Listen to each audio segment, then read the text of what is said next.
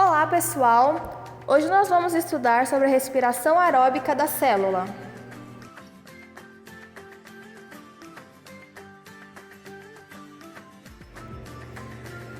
Há cerca de 3,8 bilhões de anos, não existia oxigênio na atmosfera terrestre. Dessa forma, a respiração dos organismos era feita sem a presença dele. Com o surgimento dos fotossintetizantes, o oxigênio passou a ser presente na atmosfera e as formas de vida começaram seu processo de adaptação, utilizando o oxigênio disponível para sua respiração, a chamada respiração aeróbica. O produto da respiração celular é o composto de molécula chamada adenosina trifosfato, ou ATP, e a quebra das ligações entre esses fosfatos libera energia que será utilizada para as funções celulares, pois são a principal fonte de energia para a célula. Dessa forma, a respiração celular é dividida em 3 etapas: glicólise, que ocorre fora da mitocôndria, ciclo de Krebs e cadeia transportadora de elétrons, ambos ocorrem dentro da mitocôndria. Vamos falar primeiro da glicólise. O primeiro passo na respiração aeróbica é a glicólise, que trata da quebra de molécula de glicose, que é uma molécula de 6 carbonos.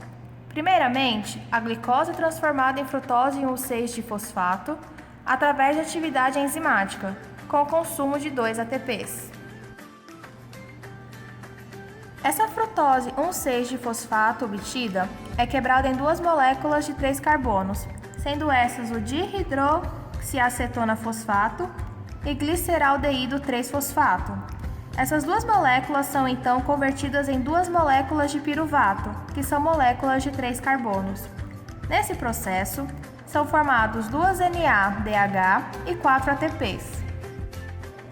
Ou seja, na glicólise, cada molécula de glicose é convertida em 2 moléculas de piruvato, e nesse processo, 2 ATPs são consumidos e 4 ATPs são formados, tendo assim um saldo líquido de 2 ATPs. Vale ressaltar que todo esse processo acontece fora das mitocôndrias. Vamos falar agora do ciclo de Krebs. Nessa etapa, o piruvato, que é aquela molécula de 3 carbonos que foi obtida na glicólise, é então transformada em acetil-CoA, moléculas de 2 carbonos, através da atividade enzimática. Com a transformação de piruvato para acetil-CoA, é produzida uma molécula importantíssima chamada NADH, que será utilizada no passo seguinte como transportador de elétrons.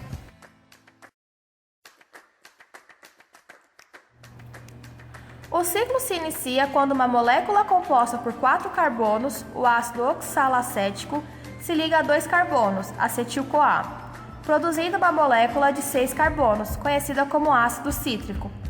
Esse ácido cítrico passará por várias transformações e retornará à sua forma de ácido oxalacético, estando esse pronto para ligar-se a uma outra molécula de acetil-CoA e reiniciar o ciclo. No processo, além de NADH, são formadas moléculas de FADH2, também responsável por carregar elétrons, e GTP, que assim como o ATP é uma molécula energética. Os carbonos perdidos durante o ciclo são ligados ao oxigênio e eliminados na forma de gás carbônico, conhecidos como CO2. Por fim, nós temos a cadeia transportadora de elétrons. A cadeia transportadora de elétrons ocorre na membrana interna da mitocôndria.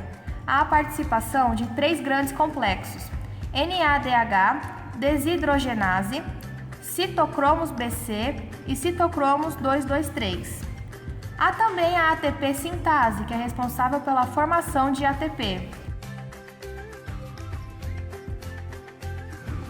Também participam o citocromo C e a coenzima Q.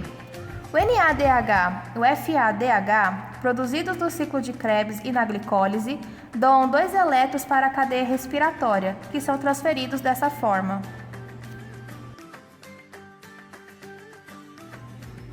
Finalmente, os elétrons são aceitos pelo O2, que se junta com o H para formar a água.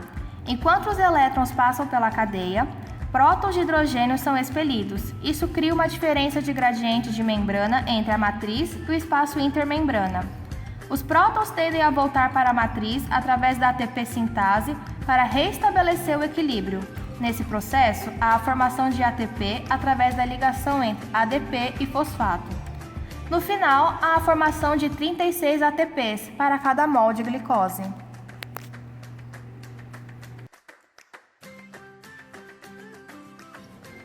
Ao fim dos 3 processos, haverá a formação de 38 ATPs, 2 produzidos na glicólise e 36 produzidos na cadeia transportadora de elétrons.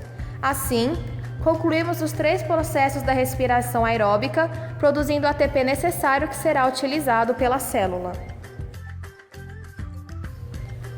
Por hoje é só, pessoal. Nos vemos na próxima aula. Já acabou, Jéssica?